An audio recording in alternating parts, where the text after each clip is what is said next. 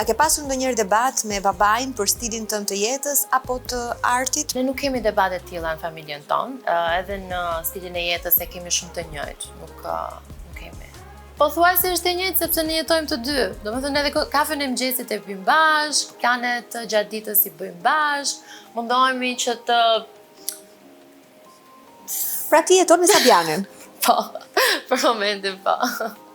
Si është të jetosh me babin në moshën që je ti? Se shumë vajza ndoshta zgjedhin të jetojnë me vete, ndërkohë që ti ke preferuar të jetosh me babin. Është shumë qef. Po, është shumë bukur. Pëlqen. Tani për momentin po dal pak vetëm dhe nuk e di se si ai do ta marri, se e shoh që është mërzitur pak, po gjithsesi dhe shtëpinë tjetër që ka marrë e kemi as 2 minuta larg njëri tjetrit. Nuk rrim dot ne pa njëri tjetrin. E kemi shumë të vështirë. Gjithmonë vajza e babit? Gjithmonë. Ambicia ime është tërësisht e lidhur me Dian. Jemi një në 2 trupa të ndryshëm. Nëse nuk do të ishe vajza e Sabianit, mendon se këngët e tua do të kishin të njëjtën vëmendje? Muzika që unë kam krijuar nuk ka nxjerrë as 50% të talentit tim. Mirë po, kam qenë shumë e vogël, ai qefi i madh të ecja në hapat e babait tim, të krijoja atë fansat e mi, si mund themi, e kisha shumë dëshirë dhe pasion, më bëri të nxitohem pak. Por mund të them se nëse kisha punuar ashtu si punon babi im, ditë e natë, pa u ndaluar, gjithmonë ai është do bëhet. Nuk thot asnjëherë që jo ta lëm pauzë, nuk do e vazhdojmë këtë këngë, për shembull. Ai është, nuk e di, është i çuditshëm. Nëse do punoja ashtu si ai, besoj që do kisha të njëjtin feedback. E them 100%.